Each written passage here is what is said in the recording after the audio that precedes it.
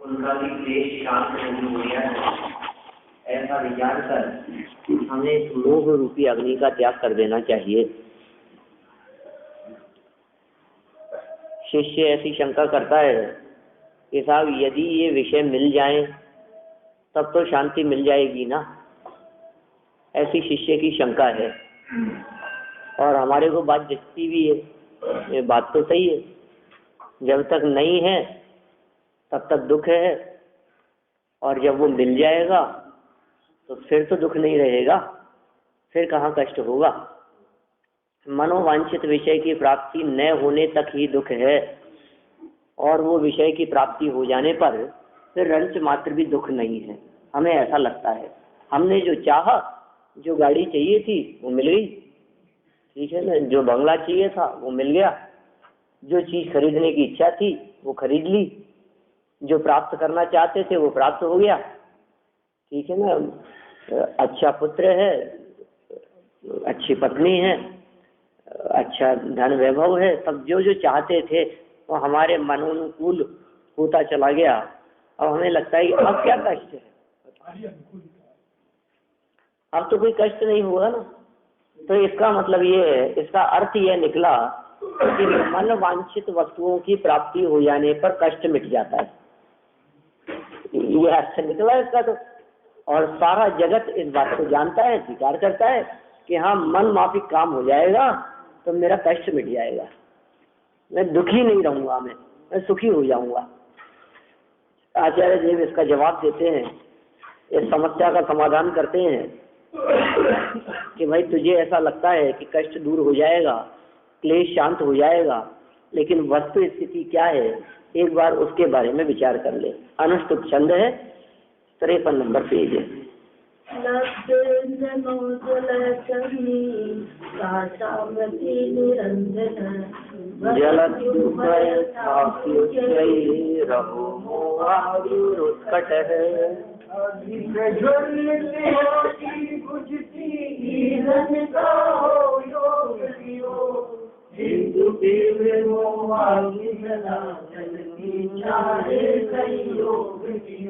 बोलो, दुनिया में तो अग्नि जलती है और बुझती दिखाई देती है क्या?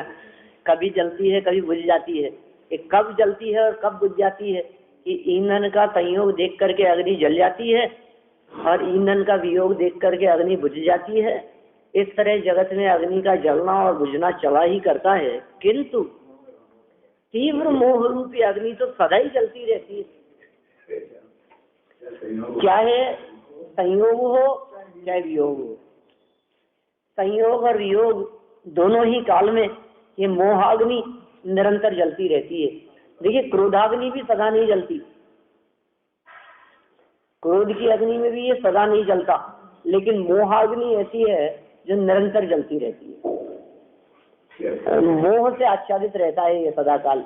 और दौलत राम जी ने मोह की चर्चा आती है, कहीं शराब की उपमा देते हैं, कहीं मोह नींद के जोर ऐसा कहते हैं, कभी कहते मोह महामद पियो अनादि ऐसे शब्द देते हैं, कहीं मोह अग्नि शब्द का प्रयोग करते हैं। माने जितने छोटे छोटे प्रयोग हो सकते हैं इस अग्नि के संदर्भ में, वे सारे प्रयोग आचार्य करते हुए देखे जाते हैं।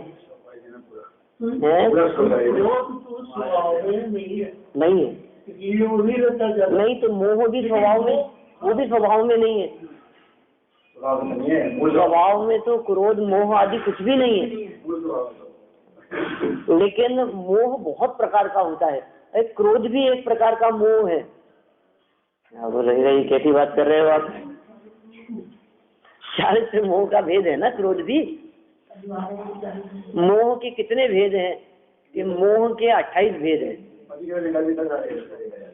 मोह मतलब मोहनीय कर्म, मोहनीय कर्म की 28 प्रकृतियां हैं, और उन 28 प्रकृतियों में अनंतानुबंधी क्रोध मान माया लोग मोहनीय कर्म के भेद हैं। ऐसे ही अप्रत्याख्यानावरण, प्रत्याख्यानावरण, संज्वलन, ये 16 हो गई, और हास्य रति अरति आदि 9, ये भी सब मोह है। हंसना भी मोह है, शोक संतप्त होना भी मोह है, ठीक है ना। भय डरना ये भी मोह है, रति अरति और तीनों वेद ये सब मोह के परिणाम हैं। कषाय भी परिक रही है। तो देखिए अब ये हो गई 25। फिर मिथ्यात्व कौन से?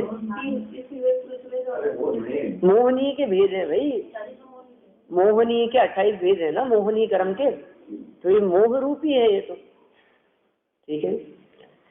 तो इसी तरह से मिथ्यात्व भी, सम्यक मिथ्यात्व भी, सम्यक मोहनीय भी, ये सब मोह के ही भेद हैं।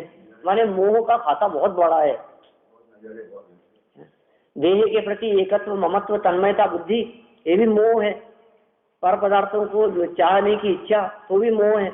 पर पदार्थों को हटाने की भावना तो भी मोह है।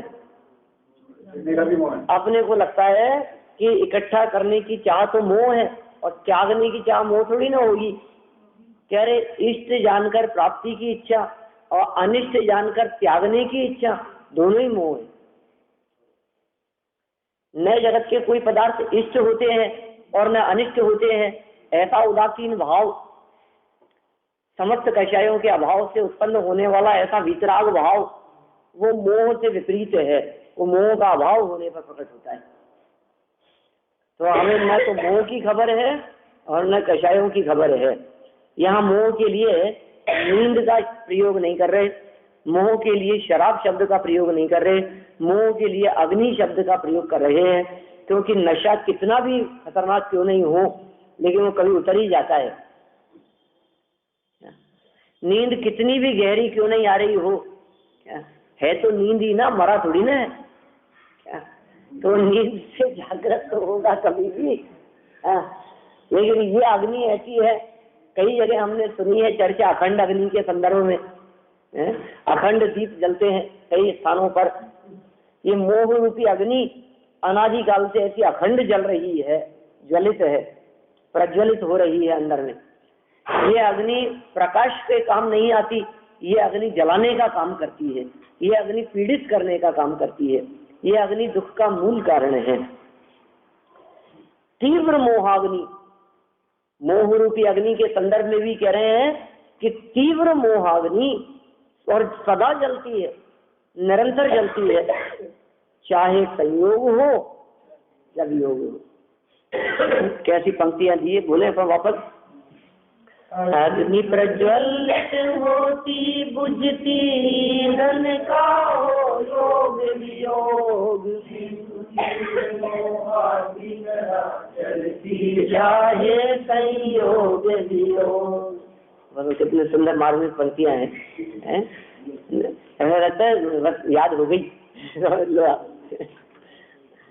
अग्नि प्रज्वलित होती बुझती, ईंधन का हो योग वियोग, और किंतु तीव्र मोहाग्नि सदा जलती, चाहे संयोग वियोग। अर्थ देखिए नीचे जरा इसका। हे भव्य जीव, भव्य जीवों की बात करते हैं, अभव्यों की क्या बात करें। जनवाणी के सानिध्य में आने वाले जीव ही भव्य जीव हैं, जिन्हें संसार के दुख कष्टप्रद लगते हैं, संसार के दुखों से जो छूटना और बचना चाहते हैं, उन जीवों की यहाँ बात है। हे भव्य जीव, ईंधन की उपलब्धि से अग्नि प्रज्वलित होती है। ईंधन जो अग्नि रूप से जलता है उसका नाम है ईंधन। वो किसी भी प्रकार का हो सकता है। वो ईंधन की उपलब्धि से, ईंधन यदि उपलब्ध होता रहेगा, माने दीपक में यदि तेल है तो वो तेल ईंधन का काम करता है। दीपक नहीं जल रहा है, वस्तु स्थिति यह है कि तेल जल रहा है। बत्ती नहीं जलती है, तेल जलता है, जलती हुई बत्ती दिखाई देती है। लेकिन बत्ती तो जो की त्यों है, बत्ती थोड़ी ना जल रही है। तो क्या जल रहा है कि बूंद बूंद करके उसमें से तेल जल रहा है। तो यहाँ कहते हैं ईंधन का क्या हो, जब तक योग होगा, जब तक उसकी उपलब्धि होगी, तब तक अग्नि प्रज्वलित होती रहेगी और ईंधन के अभाव में बुझ जाती। सिलेंडर में गैस खत्म हो गई तो बुझ जाएगी। बोलो, जलता हुआ दिखाई दे रहा था बर्नर और जल रही थी गैस, क्या जलता है, तो जो ईंधन होता है वही जलता है, ठीक है। और ईंधन के अभाव में वो अग्नि बुझ जाती है। परंतु ये मोह रूपी अति प्रबल अग्नि परिग्रह रूपी ईंधन की उपलब्धि से तृष्णा रूप होकर और परिग्रह के अभाव में व्याकुलता रूप होकर प्रज्वलित होती है। क्या शब्द दिए हैं, देखो आगे टोडरमल जी के शब्द हैं, कितने मार्मिक शब्द दिए हैं कि परिग्रह रूपी ईंधन, ये परिग्रह ईंधन का काम करता है। मोह रूपी अति प्रबल अग्नि परिग्रह रूपी ईंधन की उपलब्धि, ईंधन की उपलब्धि, और कौन सा ईंधन है, वह परिग्रह रूपी, और ये उपलब्धि से तृष्णा रूप होकर, ये तो हो गया पहली बात, परिग्रह की उपलब्धि में जलती रहती है। फिर दूसरी बात कहते हैं परिग्रह के अभाव में व्याकुलता रूप होकर प्रज्वलित होती है। माने देखिए, परिग्रह का अभाव है तो व्याकुलता है, और परिग्रह का सद्भाव है कि साहब फिर तो व्याकुलता नहीं होगी, कि व्याकुलता तो नहीं है लेकिन तृष्णा है। क्या ये परिग्रह का सद्भाव, अभाव होने पर तो दुखी होता ही है व्यक्ति, जैसे तो कौन स्वीकार नहीं करेगा। वियोग हो जाने पर तो जगत में जीव दुखी दिखाई देते ही है, इसे तो सब स्वीकार करते हैं। लेकिन संयोगों में किस प्रकार का दुख है, तो कह रहे हैं वियोग में व्याकुलता का दुख है तो संयोग में तृष्णा का दुख है। दोनों बातें शामिल हो गई इसमें, तो ये प्रज्वलित होती है, ये दोनों स्थिति में प्रज्वलित होती है। इसलिए मोहाग्नि के समान और कोई अग्नि नहीं है, इसके समान दूसरी कोई अग्नि नहीं है। देखिए पीछे भी शायद अपन ने क्रोधाग्नि वगैरह की चर्चा की, आई है उसमें, आई थी ये तो जलाने चलता है। क्रोधाग्नि, विषयाग्नि, कामाग्नि, जठराग्नि, बड़वाग्नि, क्या तो जलाने चलता है। हाँ, ये जल ही रहा है ना, जल रहा है ये तो बात। देखिए भावार्थ इसका, अग्नि तो ईंधन के योग से प्रज्वलित होती है और ईंधन के वियोग से बुझ जाती है, परंतु ये मोहाग्नि परिग्रह के बढ़ने पर तृष्णा रूप होती है और परिग्रह के घटने पर व्याकुलता रूप होती है। रूप बदल जाता है लेकिन अग्नि जलती रहती है, रूप बदल जाता है, स्वरूप उसका बदल गया है, लेकिन वो अग्नि तो ज्यों की त्यों जली रही है। जब असाता के योग से कुछ नहीं मिलता है तब यह जीव दुखी होता है, परंतु साता के योग से कुछ पदार्थ मिलते हैं तब तृष्णा बढ़ती जाती है। जब तक कुछ नहीं था तब तक तो व्याकुलता से दुखी था, और जैसे कुछ मिल गया तो कुछ मिला तो कुछ और मिलने की उम्मीद बढ़ जाती है। अरे इतना मिल गया तो अभी और मिल सकता है। नहीं मिला था, लॉटरी का टिकट खरीदा और नहीं खुली लॉटरी, व्याकुलता से दुखी है कि खुलती ही नहीं है, और यदि खुल गई तो आप सोचता है कि अब तो और ज्यादा खुल सकती है, और खरीदना चाहिए अपने। तो बंद ही हो गई यहाँ से, इतने वर्षों हो गए बंद हुए, लेकिन फिर भी इस तरह की कोई भी चीज माने एक बार प्राप्त हो जाने पर वो ऐसा लगता है कि अभी तो और, अभी तो और, अभी तो और, हाँ, ऐसे तृष्णा बढ़ती चली जाती है। माने कभी ऐसा नहीं होता कि ये जीव उससे मुक्त हो जाए। माने समझ लीजिए आप, ये जितना शेयर मार्केट की बात समझ लीजिए, या समझ लीजिए आप ये MCX वगैरह, जो भी इस तरह से जो कमोडिटी में डीलिंग होती है, कितना भी पैसा कमा लो आप, लेकिन होता क्या है, वो उसी उसमें समाता चला जाता है, वो निकलता नहीं है वहां से, क्योंकि वो बढ़ता चला जाता है। वो आज इतना कमा लिया, आज इतना कमा लिया, कमाया तो आया कहाँ वो बस वो फिर वापस उसी उसके अंदर लगाता चला जाता है। पहले 50,000 के शेयर खरीदता था, कमा लिए 2-5 लाख 50 लाख हो गए, तो फिर सोचा अब और ज्यादा, जितने ज्यादा खरीदूंगा उतना ज्यादा प्रॉफिट होगा, पैसा उसी में फंसा रहता है, जो पैसा उसी में फंसा रहता है। और फिर एकदम झटके से वो ऐसा गिरता है कि वो सब खत्म हो जाता है। तृष्णा बढ़ती चली जाती है, अंत नहीं है उस चीज का। जब तक नहीं था तब तक कुछ नहीं तृष्णा थी, और जैसे जैसे बढ़ा और बढ़ने की उम्मीद दिखती है, और बढ़ने की उम्मीद दिखती है, अभी तो और बढ़ेगा, अभी तो और बढ़ेगा, अभी तो और बढ़ेगा, और फिर सब खत्म हो जाता है। ऐसा है। ये कह रहे हैं साता के योग से कुछ पदार्थ मिलते हैं, असाता के योग से तो जब नहीं मिलते हैं तब तो दुखी होता ही है। साता के योग से कुछ पदार्थ मिलते हैं तब तृष्णा बढ़ती चली जाती है। इसका मतलब तृष्णा के बढ़ने से दुखी है, पदार्थों के मिलने से दुखी नहीं है। समझना बात क्या है। कोई कहता वैसा क्यों कहते हो कि संयोगों के मिलने से, पदार्थों के मिलने से दुखी है? मिलने से दुखी है का मतलब मिलने के काल में जो अंदर में तृष्णा बढ़ रही है उससे दुखी है। बहुत मिले लेकिन तृष्णा बिल्कुल न होगे तो दुख भी नहीं होगा। 100 वस्तुएं मिले तो 1000 वस्तुओं की, और 1000 वस्तुएं मिले तो लाख वस्तुओं की तृष्णा हो जाती है। 99 के चक्कर में, 99 को 100 करने के चक्कर में लगा रहता है। बस थोड़ा सा और, बस थोड़ा सा और, ऐसा लगा रहता है इसके मन में। जैसे समझ लो आप वो संसार वृक्ष का चित्रण करते हैं, एक एक बूंद इसमें क्या रूपेरी है, क्या लिया है? क्या चीज रूपेरी है मेरे ख्याल से। कहाँ पे वस्तु में लिखा है ना? वस्तु लिखा है। हाँ वस्तु है। क्या लिखा है आपके उसमें ढूंढाई में, क्या लिखा है? हर साता के योग से कछु मिले तब तृष्णा बढ़ती जाए। हाँ। तो 100 तो 1000, 1000 तो लाख, या भांति अधिक बढ़ती जाए। संतोष बिना सुख नहीं।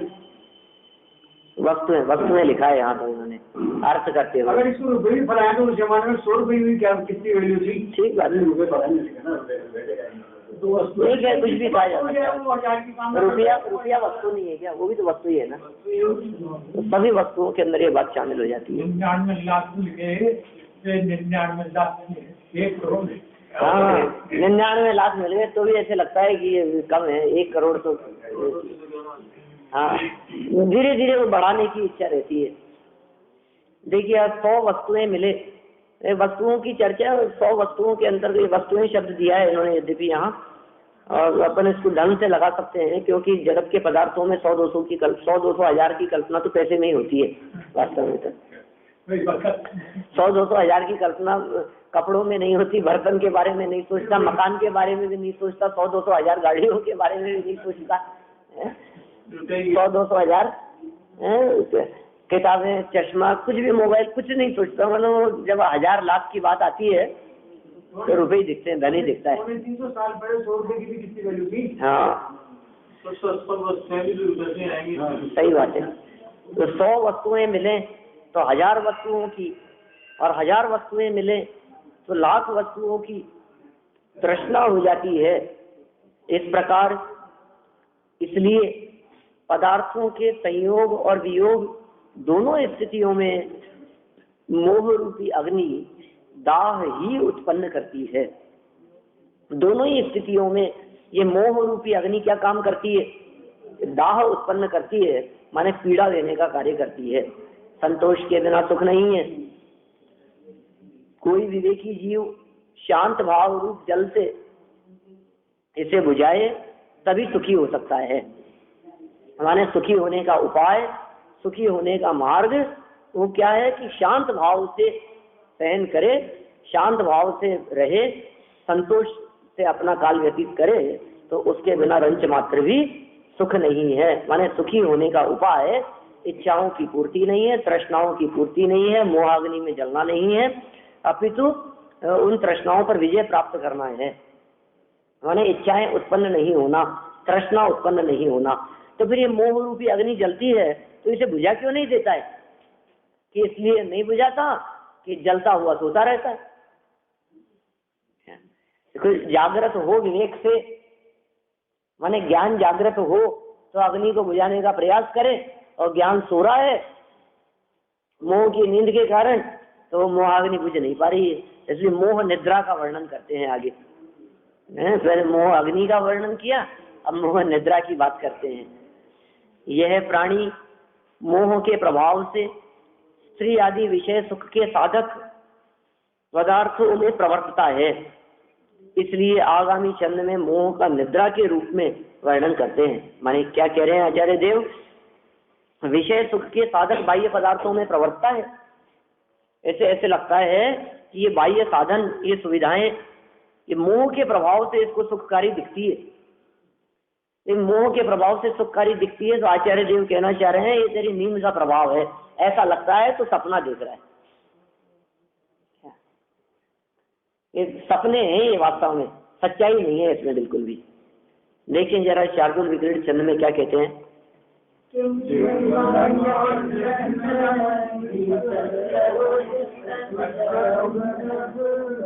किम दुख जलनावली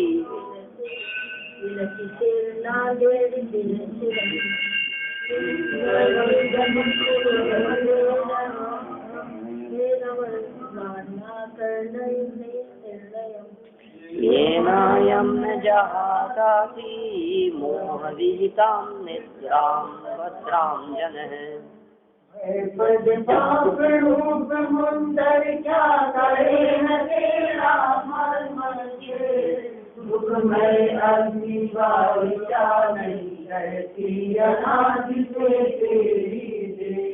गर्जन रत यम के वाद्यों के शब्द भयंकर क्या न सुने, जिससे मोह जन्म लेता अज्ञानी फिर क्यों नहीं करे। देखो आप क्या कह रहे हैं, भयप्रद डरा देने वाली पाप रूपी मुंदर, शब्द का अर्थ दिया है नीचे मधुमक्खी,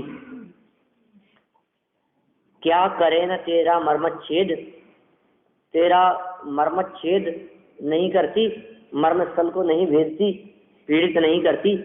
दुखमय अग्नि ज्वाला क्या नहीं दहती अनादिकाल से इस देह में, देह में माने अंतरंग में अनादिकाल से ये दुखमयी अग्नि की ज्वालाएं जलती रहती है। और ऐसा होने पर भी गर्जन रत, गर्जना करते हुए, बहुत तेज आवाजें करते हुए यमराज के वाद्य यंत्रों, वाद्यों और भयंकर शब्दों को क्या तूने सुना नहीं है? क्या कभी ऐसा महसूस नहीं किया कि यमराज की आट दिखा सुनाई दे रही है, मृत्यु नजदीक आ रही है, ओहो मरता मरता बच गया, तो वो जो आवाज जो थी, जो सुनी थी, वो यमराज के शब्द थे? कभी सुने नहीं ऐसे शब्द? सड़क पार करते समय बराबर से तेज स्पीड से निकलती हुई गाड़ी के चले जाने पर सीढ़ियों से फिसलते समय एकदम बच गए, और जो धड़कन चलती रहती है, ये क्या है सब?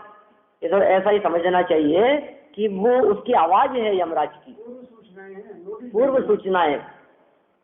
यमराज के द्वारा मिलने वाली मृत्यु की उस सूचना को, उन शब्दों को ये जीव सुन लेवे तो जागृत हो जावे, और नहीं सुनता है और मोह रूपी निद्रा के अंदर अज्ञानी बना रहता है। ये कह रहे हैं फिर भी ऐसे भयंकर शब्दों को सुनकर के भी, ऐसी मौत की आवाज सुनकर के भी, हे अज्ञानी तू क्यों नहीं तजे मोहजन्य निद्रा को, मोह रूपी मोहजन्य निद्रा को तू क्यों नहीं त्याग देता है, त्यागता क्यों नहीं है? ऐसी बात कह रहे हैं। हाँ, नोटिस नहीं आया, बिना नोटिस की, ऐसा ही है, बिना नोटिस के आते हैं, नोटिस भेजे। सही बात है, काले से सफेद बाल हुए तो नोटिस था, दांत जब हिलने लगे और गिरने लगे तो नोटिस था, चश्मा चढ़ गया तो नोटिस था, बोलो पैर जब लड़खड़ाने लगे, कितनी बार नोटिस भेजे। अब तू उस नोटिस को नजरअंदाज कर देवे तो हम क्या कर सकते हैं? अब फाइनली दरवाजे पर आकर के खड़े हो गए कि चलो। क्या जीव के मर्म स्थल को भेदता हुआ पाप कर्म रूपी मुंदर अत्यंत भयानक नहीं है? बोलो, माने मर्म स्थल को भेजता हुआ, माने इसे पीड़ित करता हुआ पाप कर्म रूपी मधुमक्खियों का समूह अत्यंत भयानक नहीं है क्या? सर्वथा भयानक ही है। क्या दुख रूपी अग्नि के प्रज्वलित होने पर देह नहीं जलती? अवश्य जलती है। क्या ये जीव गरजते हुए यमराज के वाद्यों के भयंकर शब्द नहीं सुनता है? सदा सुनता है। सुनता तो है, महसूस नहीं करता है। सुनाई तो देते हैं, वो आहट होती तो है, और थोड़ा सा ध्यान देवें तो वो सब सुनाई देता है हमारे को। ओहो बच गए, देखो आप, फिर जीवन पूरा पूरा पूरा होता होता बच गया। आज तो मौत के मुंह से निकल करके आए हैं। आज तो ऐसा खतरनाक एक्सीडेंट होने वाला था, बच ही गए आज तो। बस आज तो बहुत ही ऐसा हो जाता है, कई बार कहता है इस तरह की बातें। फिर ये भोंदू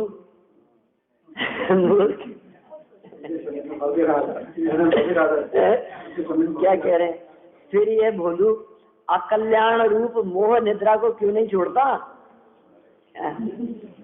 तो पता है मर रहा है और फिर भी सो रहा है, तो पता है मरने वाला है, मौत सामने आ गई है, यमराज पुकार रहा है, आवाज लगा रहा है, उसकी आवाज कानों में पड़ रही है।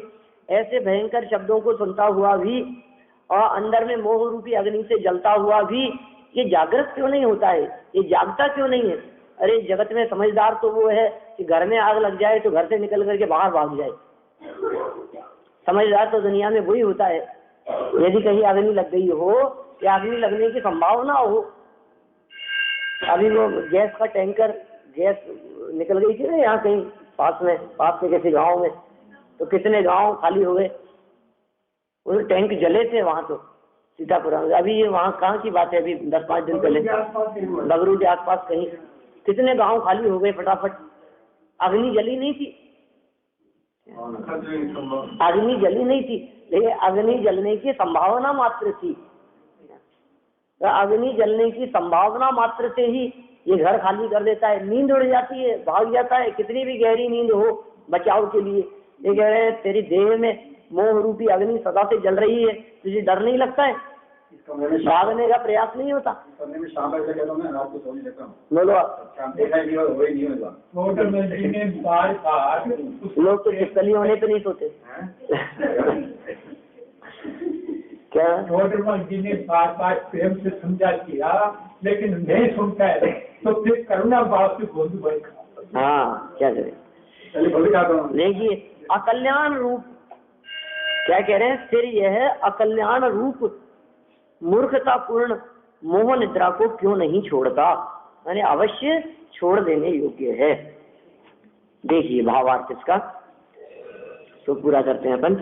महानिद्रा के वशीभूत होकर, महानिद्रा के वशीभूत होकर, वही कहे कैसे निद्रा की बात करते हो आप? जगते हुए दिखाई नहीं दे रहे आपको?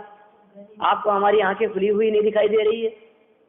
कह रहे हो सो रहे हैं, सो रहे हैं तो यहाँ तक कैसे चल करके आए हैं कि नींदों में चलने की आदत है तुम्हारे को? खुली आंखों में सोने की आदत है, ये क्या करें? ये मोह रूपी मोह नींद के जोर जगवासी सोए सदा। नहीं क्या कहा है? मोह नींद के जोर जगवासी घूमे सदा। घूम रहे, मोह नींद के जोर से घूम रहे हैं। कैसे शब्द दिए आचार्यों ने? मोह नींद के जोर जगवासी घूमे सदा। और क्या होता है उसमें कि कर्म चोर चहु और सर्वस्व लूटे सुध नहीं। कि साहब ये घूमता फिरता हुआ दिखाई दे रहा है, फिर भी आप ऐसा क्यों कहते हो कि ये सो रहा है? कि इसलिए कहते हैं कि चोर चोरी करके ले जा रहा है और इसको खबर ही नहीं है, इसको पता ही नहीं। बोलो, इसको पता ही नहीं है। इसको वो कर्म चोर चहु और सर्वस्व लूटे, सब कुछ लूट रहे हैं। कर्म रूपी चोरों के भव विकट वन में कर्म बेरी ज्ञान धन मेरो हरियो। ये उन चोरों के माध्यम से ज्ञान रूपी धन को हरा जा रहा है, सुख शांति चैन का हरण कर लिया जा रहा है। और ये ऐसा बेचैन पड़ा है, आंखें खोल करके भी देखने वालों को तो एकदम ऐसा लगे कि जग रहा है, लेकिन चोरों को बराबर खबर होती है कि ये जग नहीं रहा है तो सो रहा है। मरे हुए व्यक्ति की भी आंखें खुली रह जाती है। क्या दूसरे व्यक्ति को देखने पर ऐसा लगे एकदम कि ये देख रहे हैं, उनके तो प्राण निकल चुके। ऐसे कई लोग ऐसे होते हैं जो आंखें खुली रख के सोते हैं, सोते सोते भी जिनकी आंखें खुली रहती है। और यहाँ ऐसी निद्रा की बात कर रहे हैं जो अनादि काल से ये जीव सो ही रहा है और सोते सोते ही घूम रहा है। हमने यहाँ 5 प्रकार की निद्रा कही है। तत्वार सूत्र में 5 प्रकार की निद्रा की चर्चा आई है। कई तरह की निद्राएं हैं, तो उनमें एक निद्रा ऐसी भी है जिस निद्रा में जीव सोते सोते ही चलता रहता है या चलते चलते ही सोता रहता है, ऐसा कह सकते हैं। घोड़ा। एक निद्रा का नाम तो कहा है प्रचला, और दूसरी का नाम कहा है निद्रा, तीसरी का नाम कहा है प्रचला प्रचला, और चौथी का नाम कहा है निद्रा निद्रा, और 5वीं का नाम कहा है स्त्यानवृत्ति। ये 5 प्रकार की नींद है। सबसे पहली जो प्रचला नाम की निद्रा कही है, वो निद्रा कैसी होती है उसके बारे में तो ऐसा चित्रण किया है कि बैठे बैठे ही सोता रहे। ये ऐसी निद्रा है जो प्रवचन में आने वाली निद्रा है। क्या प्रचला है? कैसे कैसे चलती है इस निद्रा में? काम क्या होता है कि नींद तो आ रही है, झपकी भी ले रहा है और खर्राटा भी आ गया, और आप उससे पूछे सो गए क्या? नहीं नहीं, मैं कहाँ सो रहा हूँ। क्या ये ऐसी निद्रा? मुझे तो नींद आई नहीं रही। और कदाचित ऐसा भी हो कि प्रवचन के बीच में सभा में यदि आपसे कुछ पूछ ले दे तो आप कह दो कि क्या प्रकरण चल रहा था। वो निद्रा कौन सी है? प्रचला। ये पहले प्रकार की निद्रा है। दूसरे प्रकार की निद्रा शास्त्रों में कही है, उसका नाम है सिर्फ निद्रा। ये नॉर्मल नींद है सामान्य व्यक्ति की, उसका नाम निद्रा। फिर तीसरे नंबर पर कहा गया प्रचला प्रचला। ये प्रचला प्रचला कैसी निद्रा है? ये ऐसी निद्रा है कि रात में सोता सोता लातें मारता रहे और सुबह कहें कि लातें क्यों मार रहे? मैंने कहा मारी, क्या मुंह से लार बहती रहे, कुछ बड़बड़ाता रहे, कुछ बोलता रहे, और कोई पूछे कि क्या बोल रहे हो, कुछ भी नहीं। तो माने ये ऐसी निद्रा का नाम है प्रचला प्रचला। और चौथे प्रकार की निद्रा है, वो डबल निद्रा है। नींद पे भी नींद, माने कैसी नींद कि कह करके सोए सुबह जाएंगे बाग में खेलने के लिए, 4 बजे उठा देना, सुबह एग्जाम की तैयारी करनी है, सुबह उठ करके पढ़ूंगा, 4 बजे उठाना, 5 बजे उठाना, क्या? और फिर क्या हुआ कि 7 बजे उठा और कहता उठाया क्यों नहीं? खूब उठाने पर भी नहीं उठे, और फिर उठने पर ये कहे कि आपने उठाया क्यों नहीं? उठ बैठ जाए, फिर उठ करके बैठ जाए, फिर सो जाए, समझ लो आप। या फिर नींदों में ही दूध पी ले, 1 गिलास दूध पिला दिया बच्चे को और सो गया वो फिर वापस, और उसको पता ही नहीं है इस बात का। ये कौन सी निद्रा है? ये निद्रा निद्रा, ये डबल निद्रा है। मतलब ऐसी नींद के बारे में कहा जाता है कुंभकर्ण जैसी नींद, माने उठाने पर भी न उठे, उसका नाम है निद्रा निद्रा। बहुत गहरी नींद, खूब मतलब बराबर से बारात निकल जाए, बैंड बाजे बजते हो, तुम्हें सुनाई नहीं देवे, ऐसी गहरी नींद का नाम है डबल निद्रा, निद्रा निद्रा। और 5वें प्रकार की जो निद्रा है वो कैसी निद्रा है? वो ऐसी निद्रा है कि जिस निद्रा के काल में व्यक्ति सोता सोता ही नींद के काल में ही बिस्तरों से उठ करके चला जाए, घूम फिर करके वापस आ जाए, और सुबह कोई पूछे कि रात को कहाँ गए थे, कि कहीं नहीं, मैं तो 8 बजे सोया था, अभी उठाऊं। ऐसी निद्रा का नाम है स्त्यानवृत्ति। तो ये कई तरह के जानवरों में होती है, कुछ बीमारी रूप भी कही जाती है, और कई मनुष्य गति के जीवों में भी कदाचित कभी गति के हो सकती है ऐसी निद्रा। घोड़ों वगैरह में जो बहुत लंबे समय तक युद्ध क्षेत्र में दौड़ने वाले, इधर से उधर विहार करने वाले जो घोड़े हैं, वो ऐसी स्त्यानवृत्ति निद्रा उनके कही गई है, शास्त्रों में ऐसा उल्लेख मिलता है। मैंने सोते सोते ही सैकड़ों किलोमीटर दौड़ लेने हो और नींद में, और घुड़सवार दौड़ा रहा है। कई इस तरह के तोते कबूतर वगैरह कहे हैं जिनमें इस तरह की निद्रा की चर्चा कही है। और नीलकमल तो पुराने लोगों ने सबने देखी है, ठीक है ना, पिक्चर राजकुमार की। हाँ। खुद ही है ना, कुंडी खोल ली, ऊपर जाके ताला खोल लेती है, छत पे फिर रात को जाती है। अच्छा, पूरा ध्यान रखना पड़ता है, पता ही नींदों में बोलो हो जाता है ऐसा। क्रिया कर यार उसको पता नहीं। हाँ, मतलब चले जाए, डाका डाले आए, किसी का कत्ल कर आए, नहीं कहीं इधर से उधर कुछ भी करके आ सकते हैं वो नींद में ही, और है नींद में, लेकिन सच्ची बात ये है और उनको कुछ पता नहीं है कि हम क्या कर रहे हैं क्योंकि नींद में है। ऐसे ही यहाँ जो चर्चा कर रहे हैं हमको ऐसे लगता है कि हम जग रहे हैं, लेकिन आचार्य देव कह रहे हैं कि तुम्हें यथार्थ की खबर नहीं है, इसलिए तुम वास्तव में नींद में हो, तुम सो ही रहे हो, ऐसा कह रहे हैं यहाँ आचार्य। क्या कहा है?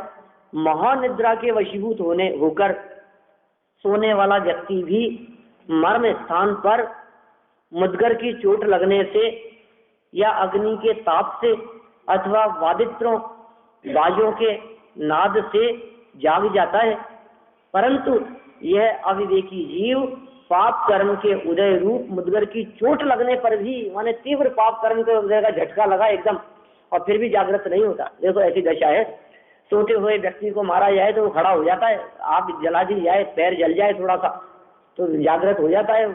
ऐसे ही पाप कर्म के उदय से जब झटका लगता है तब तो संभल जाना चाहिए, ऐसे नहीं संभलता है। चोट लगने पर भी, दुख रूपी अग्नि से जलने पर भी, तथा आज ये मर गया, आज वे मर गया, इस प्रकार यमराज के वादित्रों के तीव्र शब्द निरंतर सुनने पर भी।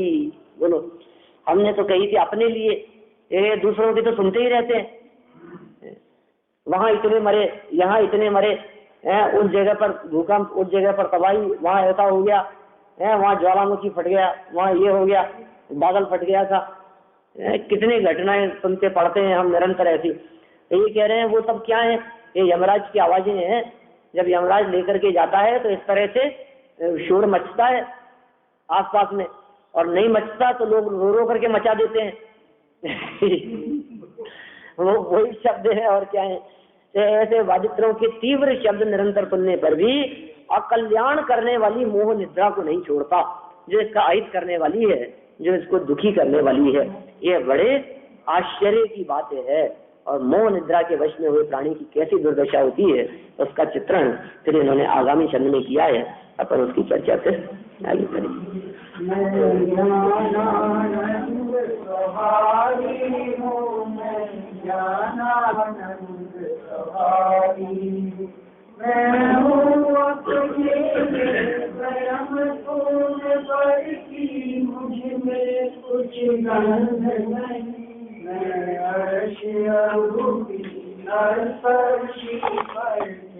कुछ भी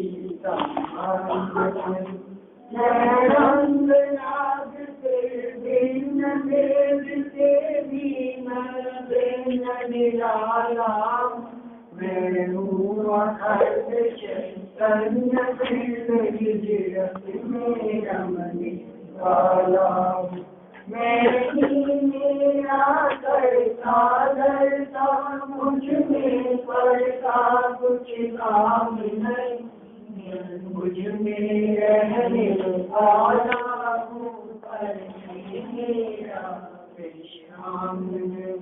मैं शुद्ध